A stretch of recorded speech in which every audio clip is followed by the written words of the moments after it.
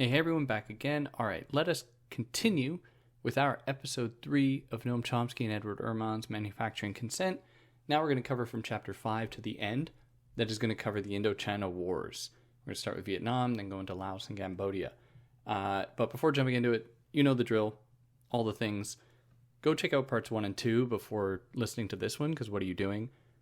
Follow me on things, contribute to one of the organizations listed below. It would really mean a lot to me. And, yeah. Remember when this is for the deep cut for the people who, actually listen to part 3s of the things that I do.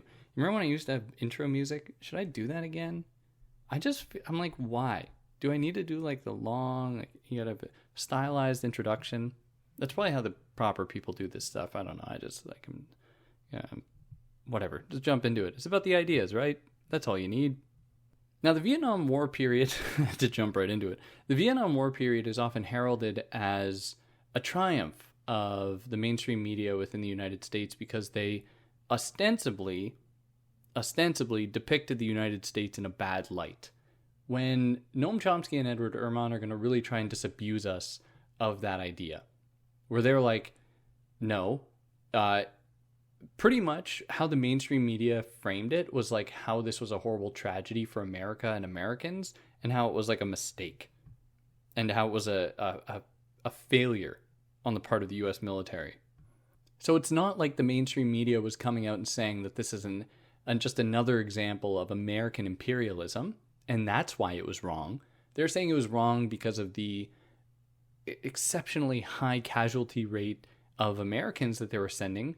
And they didn't care about the hundreds of thousands of murdered Vietnamese, murdered Cambodians.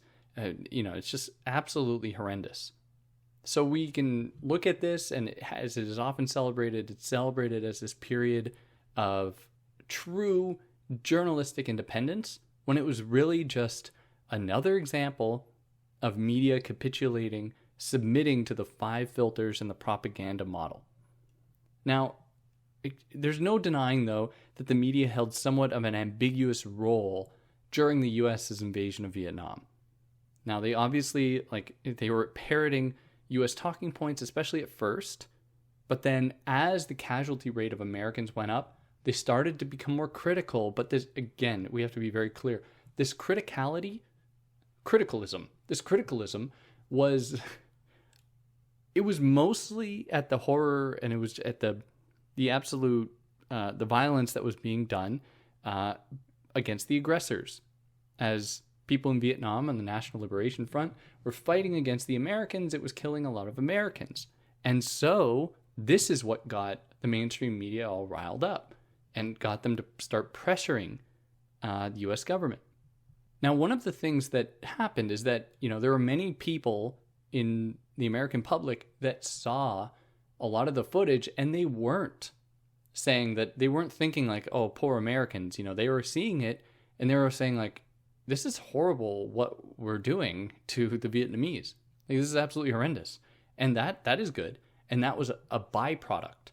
It was an unintended consequence of the U.S.'s showing footage on television screens in people's homes of the horrors going on there, of U.S. violence against the Vietnamese, that the news media wasn't totally aware of what they were doing because they were trying to frame it as like, look at how the U.S. is doing its war effort. And suddenly people were seeing this with their eyeballs and thinking, wow, this can't be right. Like, there's no way we can permit this. Like, that's not good.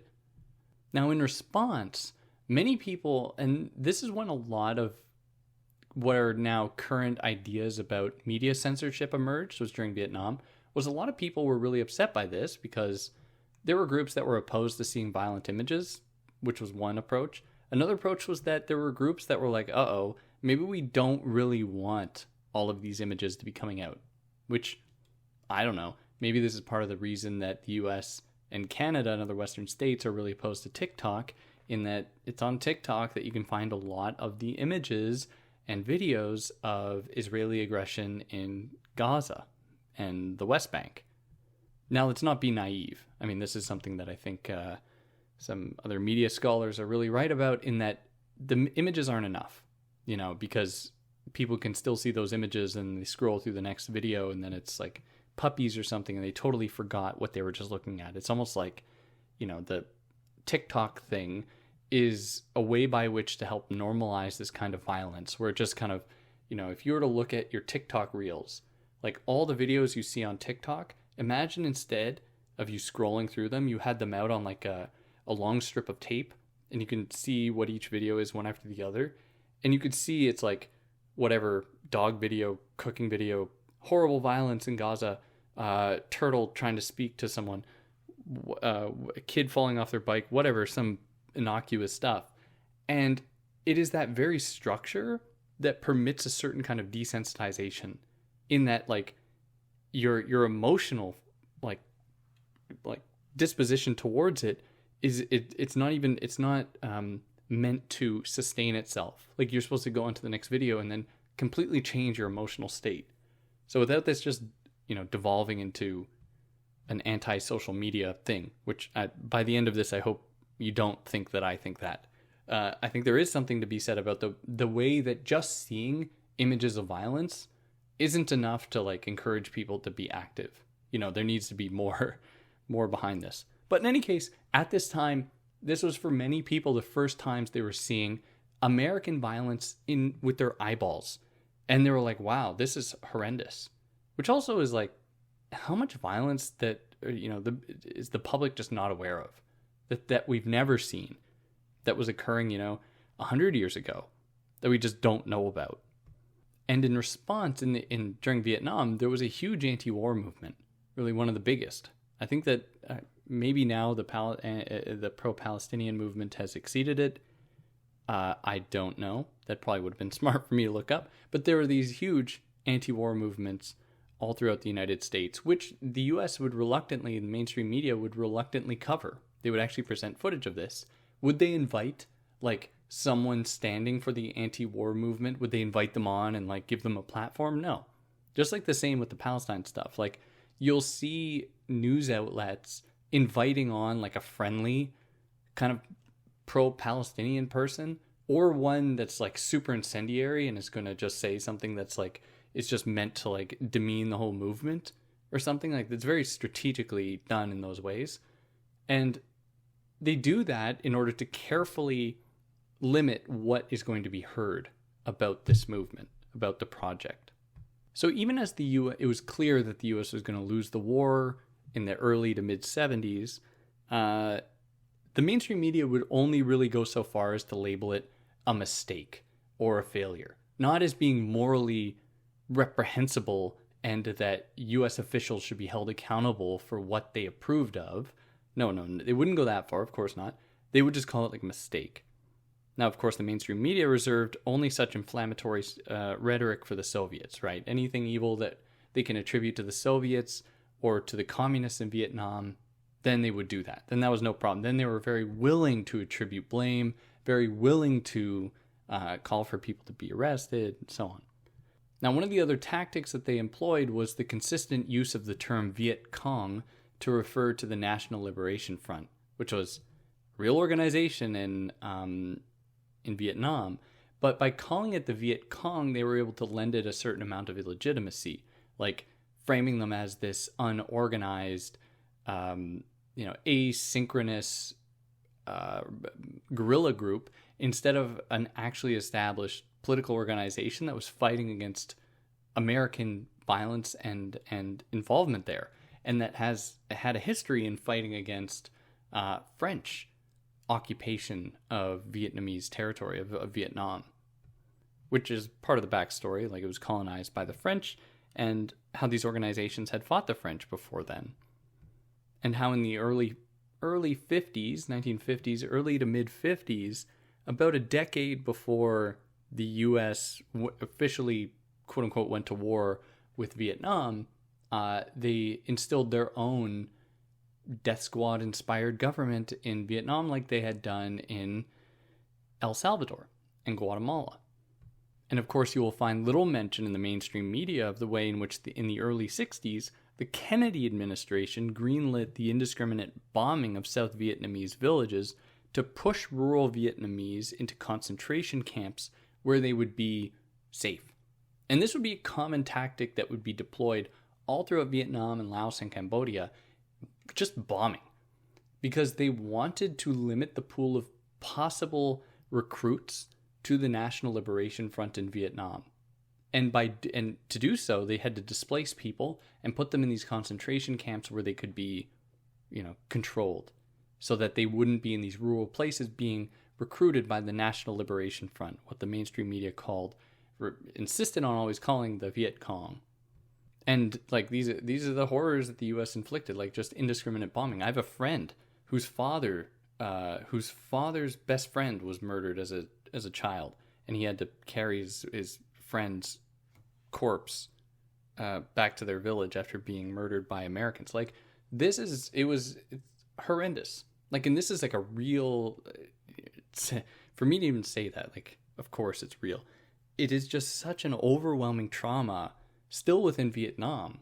Like, these are people still alive who experienced these horrors and not knowing if they were going to die any given day because of U.S. bombing. Now, the quote-unquote war kicked off in 1964, 1965, after the Gulf of Tonkin incident. Now, the Gulf of Tonkin incident is a perfect demonstration of American, it's mirrored among Israelis, this victimhood complex. Now, the Gulf of Tonkin incident, what had happened there was the U.S. thought that they were fired upon. Turns out they weren't. Fired upon by some Vietnamese,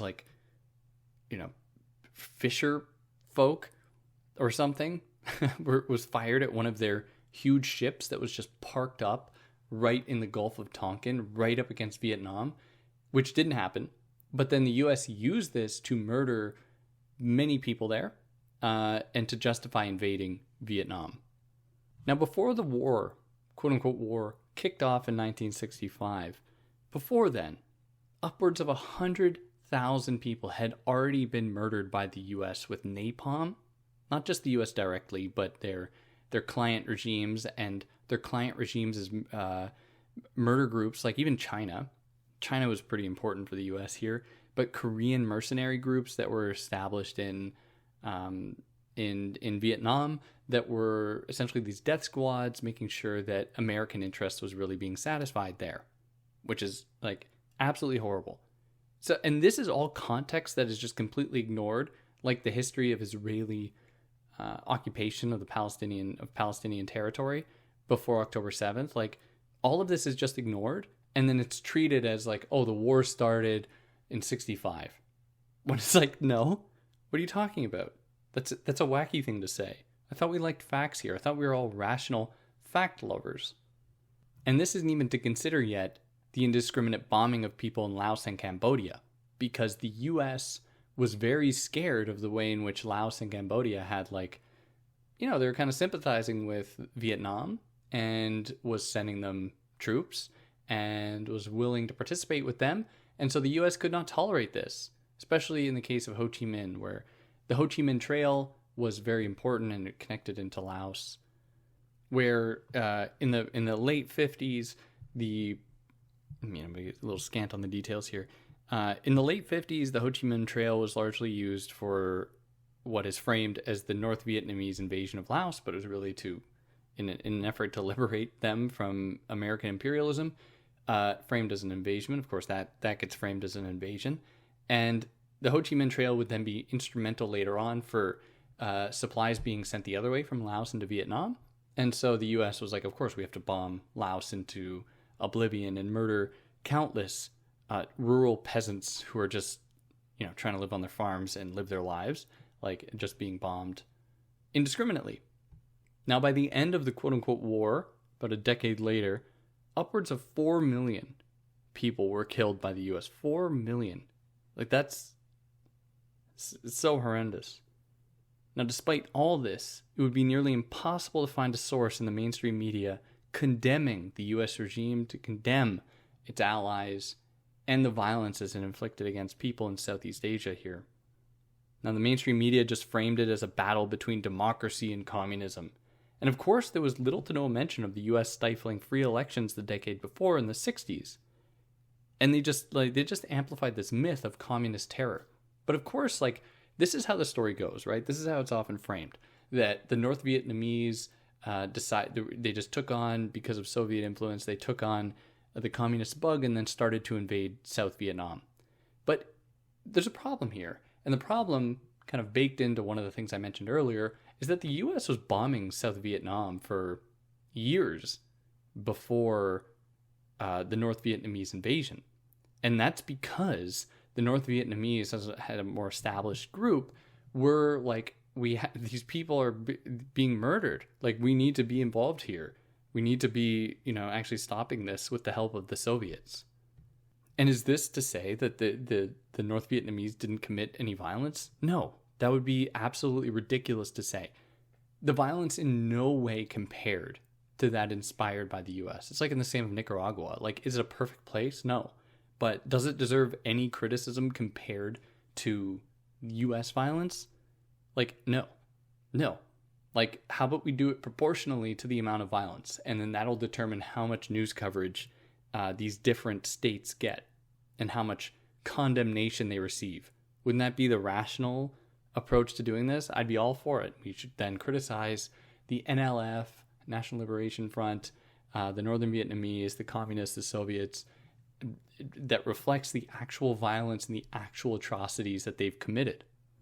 And most of this is only what people have been made aware of after the fact and decades later. And there would be many people after the Vietnam invasion, that many US military people who'd come out and they told their stories about like the horrible stuff that they were ordered to do. Like the people they were just told, like the villages they were just told to quote unquote light up and just like murder people in villages. And it was part of their goal. Now the bombings was part of it, same with the napalm and the Agent Orange. Part of the thing was that they wanted to collectively punish the Vietnamese. And one way to do that is to make sure that the land is uninhabitable. Very much seems to be the same strategy with Israel in Gaza. It's like, it's not about the hostages, it never has been. It's about punishing these people and rendering the land inhospitable unless you have enough resources to actually rebuild it, which Palestinians do not possess. So then what's going to happen? Only time will tell, but we have a pretty good idea. But it's part of the strategy to collectively punish these people and to make it impossible for them to do anything other than to submit to U.S. authority, which, of course, they didn't do in Vietnam, and Palestinians and Hamas won't do, I think. I don't know, but I think. Now, like many of these news outlets, NBC, ABC, CBS, they were responsible for concealing some of these atrocities because they actually ordered many of their broadcasters to refrain from depicting images of Vietnamese and American soldiers. So to avoid depicting them committing violence and avoid seeing violence committed against them. Now this changed in really 1968 with the Tet Offensive. So the Tet Offensive was a surprise attack orchestrated by the NLF against Americans in densely populated areas, but also against a lot of American military installations. Now, the Tet Offensive was an extremely effective military maneuver, even though it resulted in many Vietnamese casualties, like North Vietnamese military people. There are many casualties on their side. It was overall a grand success for the Vietnamese because it expanded their recruitment massively, because it really put on display like how easily the US could be defeated and how ill-equipped the US was to actually fight. And it emboldened many people in Vietnam to actually recognize that if they did fight, they could win. And at this moment, the Vietnamese, when they attacked these populated areas, attacking the Americans, they attacked places where broadcasters were. And so broadcasters and news people could not ignore what had happened during the Tet Offensive, and they had to report on it. And this was a turning point when people in the US saw just Vietnam for what a horror show it was. Mostly they were worried about their American comrades being sent overseas to fight in this BS war. But like still, it motivated this anger and it got people aware of all of the bloodshed. But the mainstream media was still make sure to frame every single NLF soldier as like fanatical monsters. Same with Hamas, as fanatical monsters, and every single American as this like poor young man from Albuquerque or whatever, not deserving of this, just this poor guy. And we would see this played out in film as well. Films like The Deer Hunter that depict like what happened to the poor Americans in Vietnam, or I think it's Coming Home, or like the horrors of war and like how brutal it is for people, like these poor Americans. Absolutely horrendous stuff. So horrendous. Full Metal Jacket, like, how hard it was for the Americans and all the brutal training they had to go through and then the violence they inflicted. It was so hard on them. Like, all of these films, like the mainstream media, satisfy these ideological interests that make the war seem palatable, not necessarily in itself, but the very idea of American imperialism still seem palatable, while being like, it's a war that's the problem. So instead, and this is the strategy that they would adopt during the Gulf War, this is what Baudrillard writes about. One of the things he writes about is that the U.S. turned it into what they called a clean war. So they're like, we're having this problem dealing with this public that cares about human suffering. How about we just murder people with scientific precision with drone strikes to limit how they'll be seen, if they'll be seen at all, because there won't be any journalists there, and there won't be any American casualties because they'll be 400 miles away controlling a joystick, bombing kids in their homes in Iraq. That is now being done against Palestinians in Gaza and the West Bank. And so they're able to get around now even that, public response to their own people being murdered, which again isn't like a good response. I mean, it's still self-serving and it's inspired by a love of America, not a care for the victims. But even that's gone now because of the way in which quote unquote war is being conducted in order to limit that possibility of there even being those casualties. So every single American who murdered someone, it was framed as this righteous act of like American exceptionalism, or like it was fighting for freedom and democracy. Whereas everybody that the NLF murdered, it was some senseless and barbaric act of aggression and violence that was just, it may as well just come right from Satan's orders or something. And so the media were able to leave American violence and imperialism unexamined as it showed brutal violence against the Vietnamese. And all this while academics and politicians claimed that the media had an anti-American bias. The same thing we're seeing with Israel, where it's like the BBC and even the New York Times, I think, has been accused by some as having an anti-Israel bias. And it's a very effective strategy because it's able to frame any kind of resistance as being like the most extreme. And if you do that, you frame any kind of resistance as being the most extreme, then it absolutely limits the possibility of actual important oppositional voices and ideas being heard. Now, there was a Freedom House report, which we talked about in the first episode, them and like accuracy in media. There was a Freedom House report that claimed that it was the media's fault the U.S. lost public support for the war, and therefore lost the war, of course, because, without the people's support, the war couldn't continue, because people weren't signing up for the draft, they were resisting it, they were being told about the horrors of the war, and so the media were blamed, even though the media, and this is what drives Chomsky and Herman like totally up the wall, in that they're saying like, the media were still incredibly pro-American if you actually look at how they were depicting the Vietnam War. So to depict, or just for you to illustrate the American depravity after the U.S. bombed a city with 140,000 people, one colonel said, in his words, "We had to destroy the town to save it." Wild, right? Wild. News outlets parroted this idea with Le Monde in France, writing that bombardment was the only way, bombardment was the only way, in their words, to eliminate the NLF's control. Like, liberation through bombing. This was the strategy that they took on. Wild. Now, after the Tet Offensive, the U.S. ramped up bombing campaigns in Laos and Cambodia, killing 100,000 people, more than that, mostly rural peasant civilians. And they also ramped up bombing in the south of Vietnam to increase the number of refugees to limit the NLF's possibilities to recruit in those areas. And this is exactly like what they're doing in Gaza. And what was international law saying? This is fun. In 1973, Vietnamese and the U.S. signed the Paris Peace Accords, and this mandated the end of armed conflict and foreign interference. And what it essentially said was like, the conflict, like in Vietnam, has to be settled between Vietnamese politicians right now. It means an end to armed conflict, and they have to deal with this diplomatically. And the competing Vietnamese parties were to lay down their arms and negotiate. Now, what did the U.S. do? Ignored it. Sort of. They kept troops there and sided with their preferred party in the South, and continued bombing campaigns after 1973, albeit they were doing so a little bit more covertly through their client governments and their mercenary regimes.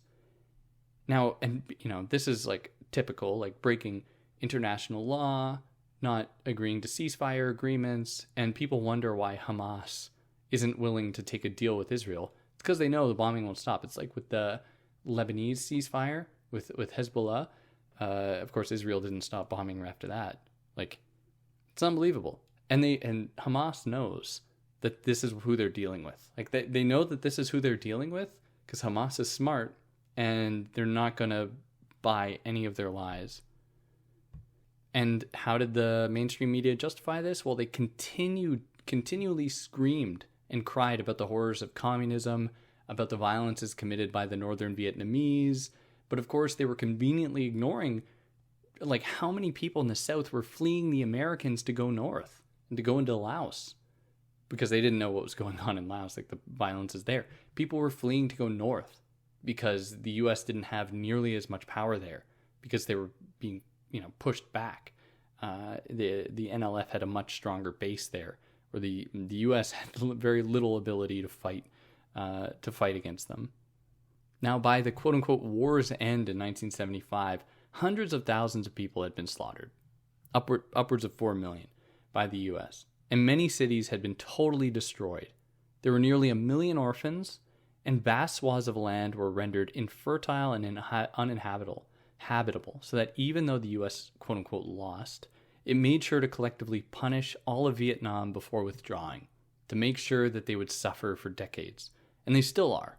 Like, people have genetic issues, are passing on genetic issues because of the use of chemicals in chemical warfare by the U.S., like, absolutely horrendous. Like, elevated rates of cancer and other disease, like, absolutely horrible. And to calls for reparations, our boy Jimmy Carter said that the U.S. doesn't owe anyone because the destruction was mutual. In his words, the destruction was mutual. It's wild. Like, how these people, these are absolute scum. Like, worst human beings to have ever existed, and they're celebrated. Like, it's horrible. Now, in all of this, we have to stress that the whole thing about the northern communist aggression was a total lie, which I kind of said earlier. The U.S. was waging war against many people and many different factions in Vietnam. It wasn't just the communists. They were fighting against many other people, and many people were fighting, and other groups were fighting against them in the South. And this was primarily comprised of peasant farmers. These were people just fighting to, like, stay alive and protect their land and family. So, and it's wild. The U.S. dropped like 6 times more bombs on, their allies in the South than on northern Vietnam. And they use, it's like unbelievable. And they would use this fact, like this idea. One of the ways that it was justified too was this, within the mainstream media, was this continued repetition of this idea that the NLF, because they use guerrilla tactics and were recruiting peasants who were not really fighting against the idea of recruiting. They wanted to defend themselves, their lands, their families. The U.S. was using this to be like, look at how unpredictable they are. This is a sign of their being like ultimate evil. Like in the case of like Hamas tunnels. Very similar kind of claim. Like, it's really amazing. After a year and a half of decimating Gaza, we've seen so little footage of these fabled Hamas tunnels that apparently run across the whole network. Like, it's really amazing how little evidence we've actually seen of like this ultimate terror that is Hamas. But maybe that's just me. It's my opinion. But it's a tactic used against these enemies that are forced to. They're often forced, in the case of insurgency, to adopt guerrilla warfare tactics because they don't have a military on their side. Or as Sinwar said, he was like, if we could use precision bombs to target Israeli military facilities, we would, but we don't. Hamas had to like duct tape trash cans with fireworks to use for bombs to try and put some pressure on Israel. But that's obviously not going to do anything. They have to adopt these tactics that, because they do not comply with the broader understanding of what a military regime should look like, is then used as evidence of them being somehow inferior, of being therefore quote unquote primitive, and therefore being less human than these other forces, and therefore being them deserving to die. Now at home, another war was going on, because there was the war against students and other protesters for not being American enough.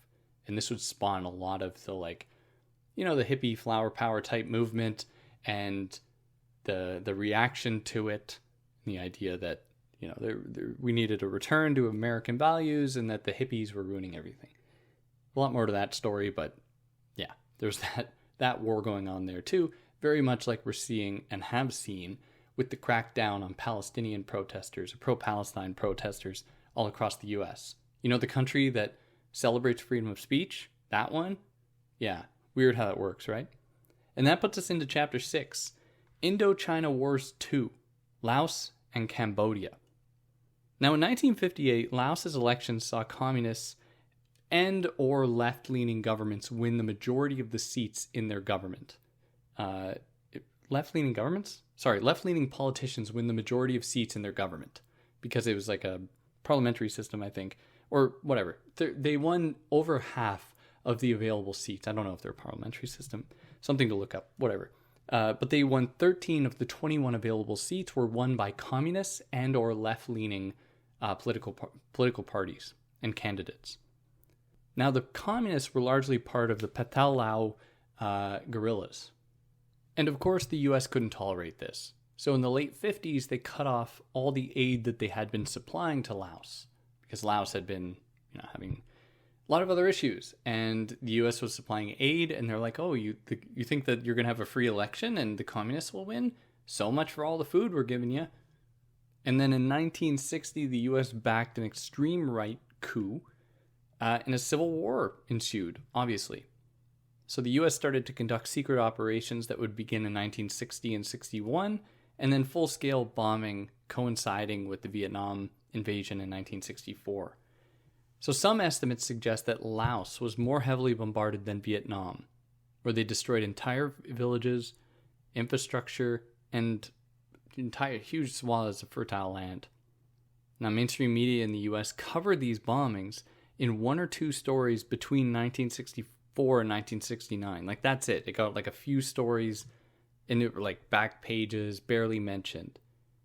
And when they fully acknowledged them in 1969, when the mainstream media finally were yeah, the US is conducting bombings in Laos, they justified it as an attack on the Ho Chi Minh Trail that the North Vietnamese were ostensibly using to attack the South and to receive supplies from Laos to attack the South. This is the narrative that the mainstream media peddled to justify, to manufacture consent for American imperialism in Southeast Asia. Now, obviously, the U.S. intended to render the country uninhabitable like it would end up doing with Vietnam. It was essentially trying to make the possibility of communism impossible, which is another good strategy here, is that you can render any economic system impossible and make a country totally dependent on its aggressor and its neighbors a lot of the time, and make it impossible for them to actually have some amount of independence and exercise independent economic and political authority, which is absolutely horrible. And so the mainstream media would then blame the North Vietnamese communists for their aggression in Laos without ever mentioning that the communists had won the election. And the communists weren't some foreign threat in Laos. They had won the election fairly, democratically, and it was the U.S. then arranging a coup, throwing the country into civil war, and bombing it indiscriminately that was the problem. But of course, the mainstream media was not going to mention any of this.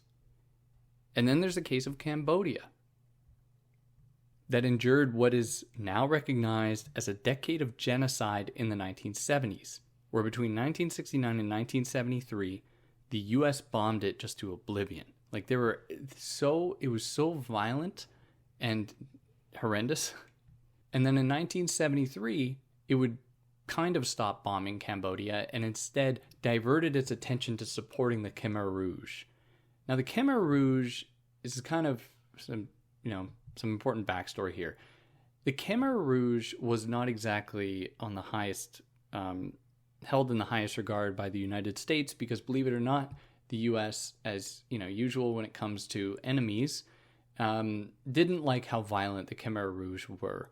But the U.S. still backed them because they thought that the Khmer Rouge, which were a socialist, really communist group, were a better alternative that could be more easily controlled than the Vietnamese communists. So between 1973 and 1975, when the U.S. wasn't really totally bombing Cambodia, it supported the Khmer Rouge and its death squads and violences it was inflicting there, until the Khmer Rouge fully took power in 1975. Now, from 1975 to 1978, the U.S. continued to back the murderous Khmer Rouge until the Vietnamese overthrew it in 1978. So the Vietnamese were steadfast. They kicked out the Americans, which was an absolute triumph. And then they're like, we're not done yet. We have to help Cambodia. And then they got their troops and went into Cambodia and liberated them from the Khmer Rouge, which would be something you think the U.S. would have supported because outwardly the U.S. was Jimmy Carter's out there being oh yeah, the Khmer Rouge is pretty bad. Yeah, pretty bad. But they're better than the, Vietnamese communists. And then when the Vietnamese communists overthrow the Khmer Rouge, then it's just used as extra evidence of how bad the Vietnamese are. But the Khmer Rouge did not go away.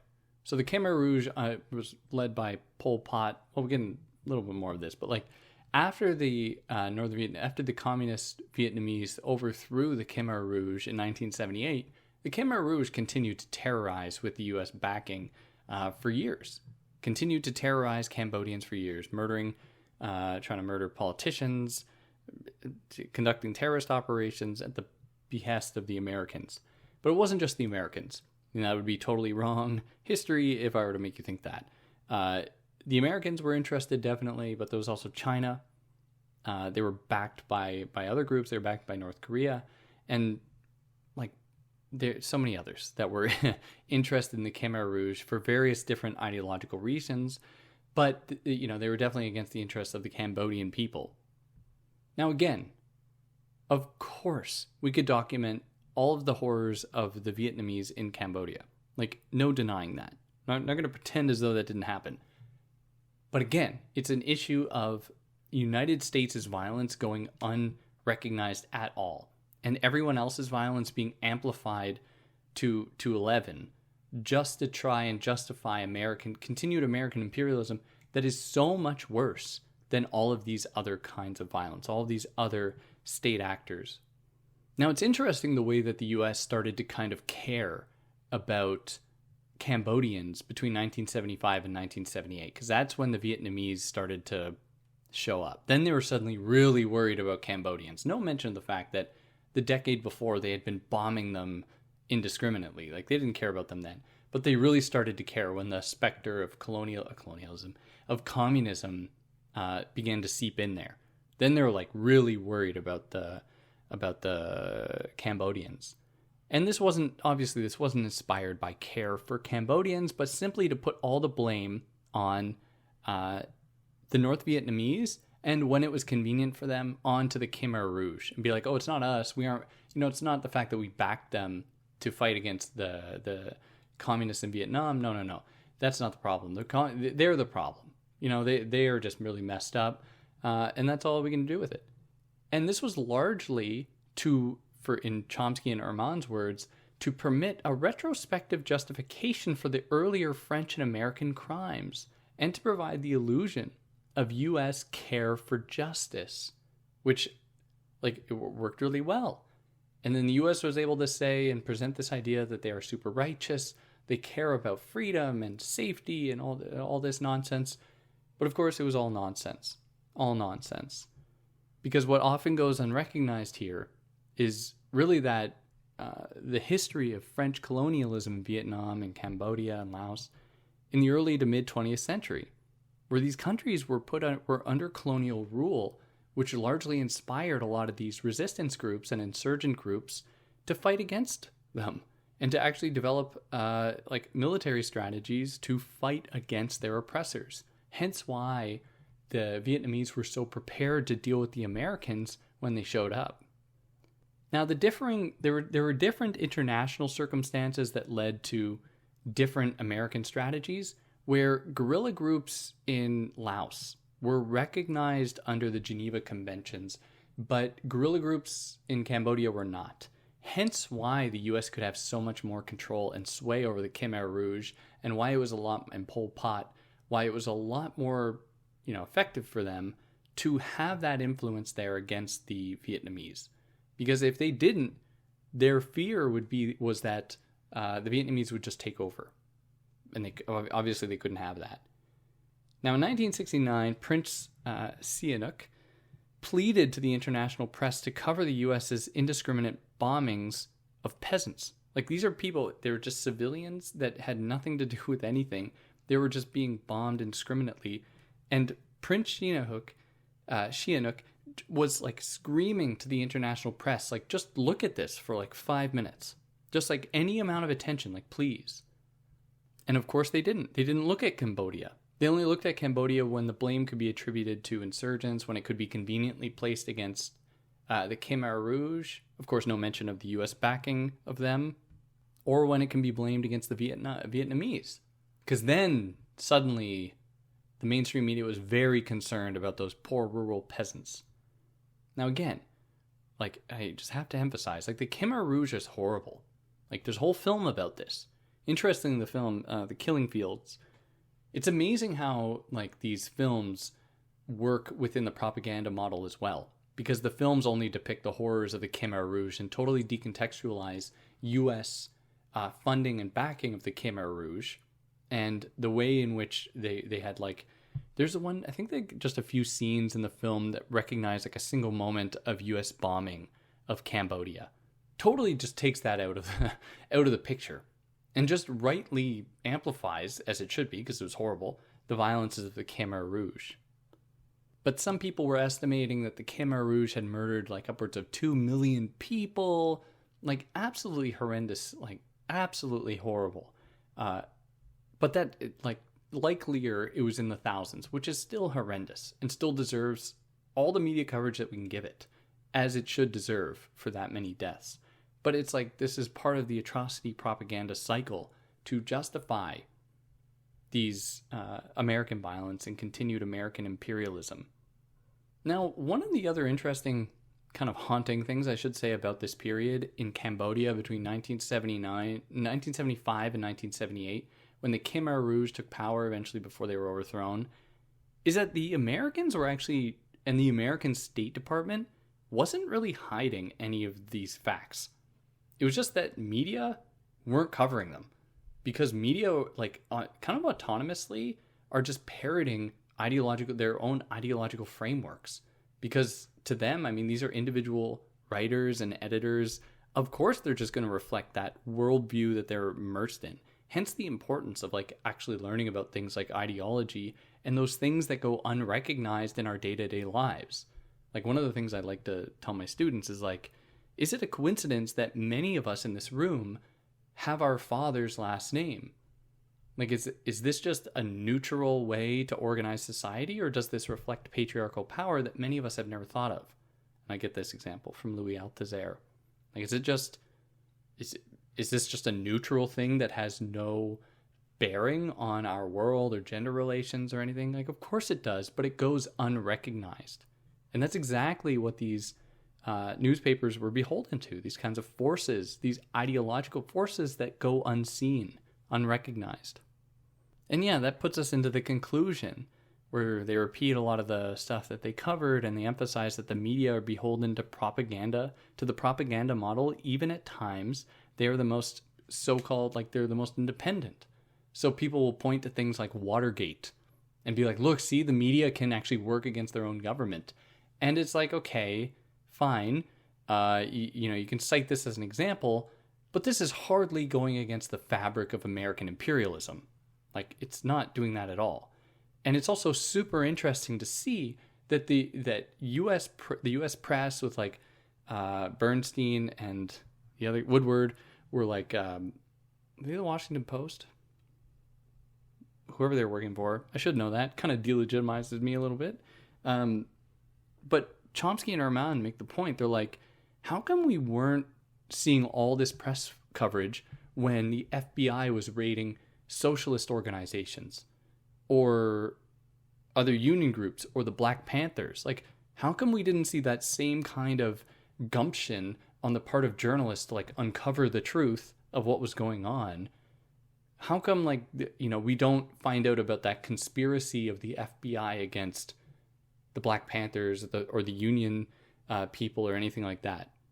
And he's like, or they're like, yeah, you can cite this as an example of American, a free press, an independent press, but it's still working within the limits of like the ideological frameworks here.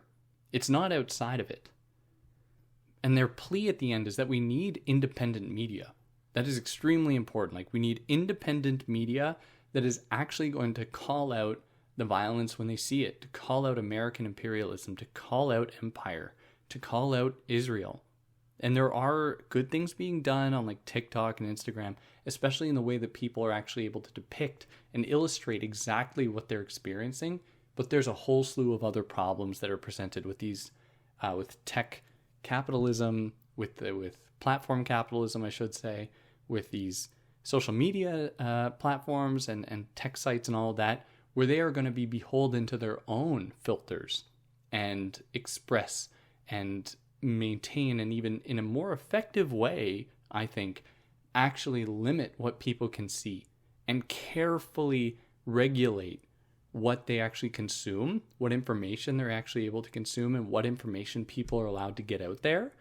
And it's going to be so much harder to recognize it, because whereas before, in the case of news media, like we talked about in the last few episodes, it's able to present the illusion that it's like a free press, it's fighting the power. The internet, because there's so much information being presented on it, is able to provide the illusion that there's this endless sea of stuff you can pull from. You can pull from. This pool of stuff you can pull from. And it gives you that illusion that everything is just made available. And it's just up to users to then get the information that they need, when that's not the case at all. Because there's so much of it that's just being filtered out from even being possibly seen and recognized. And yeah, and not to mention the fact that even if people did see it, they still need to have like the ideological awareness to see when they're seeing propaganda or stuff that's just satisfying American propaganda interests. But yeah, that's what this book is for. But yeah, if there's anything I got wrong, anything I excluded, I'd love to hear about it. I hope that it was illuminating for you. I mean, it's a fantastic book. It will go down in history as one of the greats. Well, it already is, but like for enduring history, if history does endure. And yeah, if you like what I did, you can like, share, subscribe, consider donating to one of the organizations below. And I'll catch you next time. Probably going to start Cedric Robinson, Black Marxism. I think that's the next book I'm doing. And yeah, cool. See you later, y'all.